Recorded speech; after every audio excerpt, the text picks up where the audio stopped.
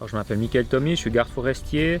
Ça fait depuis 2006 que je travaille au sein de la corporation forestière. Ça fait depuis le 1er janvier 2018 que j'ai repris la direction du groupement et également en parallèle la gestion du triage 6-4.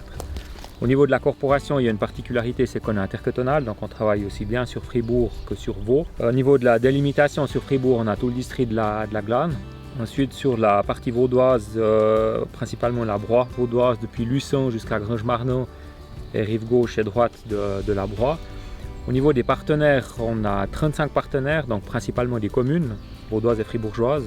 On a également des forêts d'État Vaud et Fribourg et aussi des forêts des DPS, donc les places de tir de l'armée. On a un peu plus de 3300 hectares de forêt. Au niveau des ressources, on a 35 personnes qui travaillent dans la corporation forestière. Alors voilà pour la corporation.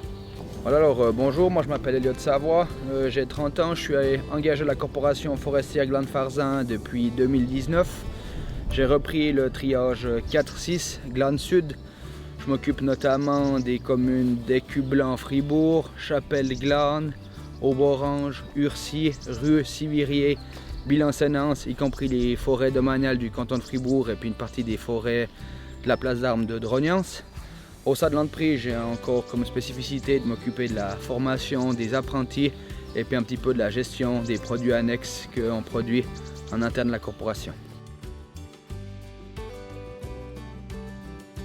Alors pour la collaboration, c'est venu d'abord, moi je connaissais Lucien d'avant mon activité professionnelle dans une entreprise de câblage. Ensuite une fois il m'a approché pour parler de votre concept qui nous a tout de suite plu.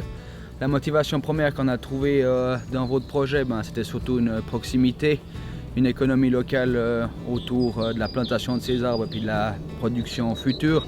Et puis surtout, nous on avait une volonté aussi d'augmenter la qualité de notre communication, notamment sur les changements climatiques et puis les actions qu'on menait en faveur de la biodiversité. L'origine, c'est trouée de plantation. C'est une réalité à l'heure actuelle, on parle du réchauffement climatique. Ce réchauffement climatique, il a quand même eu comme impact d'augmenter la prolifération du bostryche, là, cet insecte qui mange les épicéas. Le seul moyen de lutte qu'on a à l'heure actuelle, c'est de couper ces arbres, les évacuer au plus vite de la forêt. Les résultats qui arrivent, c'est des fois des trous qui sont conséquents au milieu de peuplement pur. On peut produire environ 30 000 m3 de bois annuellement de manière normale. Pour expliquer l'origine de ces trous, l'année dernière, sur la totalité de la superficie de la corporation, on a fait à peu près 10 000 m3 de bois bostryché. Donc un tiers de notre production, elle est due à cause de ces insectes, donc on voit qu'on est dans des proportions qui sont quand même importantes. Alors dans une idée générale, l'idée de la corporation c'est toujours de planter des essences qui vont finalement résister ou mieux s'acclimater au changement climatique actuel. En plaine, on sait très bien que ces essences ça passe plutôt par le feuillu et un petit peu moins par les essences résineuses. Comment nous on choisit nos essences? Il y a de toute façon la partie scientifique, les stations forestières, donc tout ce qui a trait au milieu géographique, le sol, les expositions, l'altitude, qui nous donne une certaine palette de choix d'essence. Étant sur le plateau suisse, comme j'ai dit tout à l'heure, c'est plutôt des essences feuillues. Après voilà, on sait que la plantation ça reste un investissement sur le long terme. Alors nous on est plutôt parti sur des choix d'essences nobles, notamment le chêne, châtaignier, noyer, des essences comme ça. Pour augmenter finalement une valeur économique de notre forêt, puis pas simplement planter du bois de feu. Et ça c'est l'avenir qui nous dira si on a fait les bons choix. Mais d'après les indicateurs qu'on a, je pense qu'on est quand même sur la bonne piste. Compléter aussi par rapport à ça avec le choix des essences, c'est vrai que nous on a une particularité, c'est qu'au niveau de l'échelle temporelle, on traite sur, s'il faut dire entre 80 et sur du chêne 200-250 ans. Donc c'est très compliqué de se projeter aussi loin que ça au niveau de l'évolution climatique. Où je prends l'exemple de l'agriculture du maïs quelques mois après le récolte. Donc s'ils se plantent sur une culture, ils peuvent le rattraper quelques mois après. Nous, en l'occurrence, ce n'est pas le cas. Donc c'est vrai que pour le moment, on écoute les scientifiques, on mélange un maximum nos forêts pour justement pallier à d'éventuelles attaques ou dépérissements d'une essence. Et voilà, le but premier, c'est de varier un maximum les essences et de ne plus partir dans des monocultures comme ça se fait à une époque.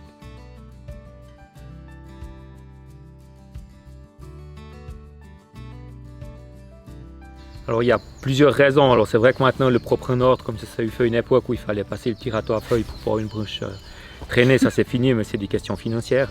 Maintenant, au niveau des tas de branches, donc on a des méthodes. Là, on parle de plantation. Donc c'est vrai que si on veut planter, puis pour pouvoir après entretenir sur le court terme, hein, les plantations avec le fauchage, on nettoie quand même les surfaces, mais on les nettoie d'une manière où on fait des tas. On traite plutôt avec des tas de branches, pas forcément des énormes, mais plusieurs petits tas répartis sur la surface, où là on peut le voir du côté écologique intéressant pour tout ce qui est au niveau de la microfaune. Donc ça c'est quelque chose de bien, de positif. Maintenant, au niveau de brûler les branches, parce que des fois les gens nous disent pourquoi vous brûlez plus pour la propagation de botrytis, hein, vu que c'est quand même un sujet qui est d'actualité. Il faut savoir que dans les branches, il y a très peu de botrytis. La grosse quantité de botrytis se trouve dans le fût. Donc une fois que ça a été façonné, d'autant plus au processeur ou bien raclé avec une rétro pour mettre en tas, les bêtes, il n'y en a quasi plus. Donc il n'y a quasi plus aucun risque de propagation de bêtes au niveau des branches.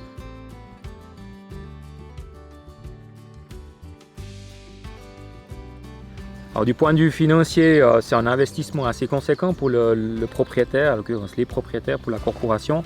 Alors bien sûr qu'on a des aides de la Confédération et du canton, mais ces aides ne couvrent largement pas l'investissement des plants et puis du travail que ça va engendrer sur plusieurs années ou plusieurs décennies avant qu'il y ait un certain rendement financier qui arrive.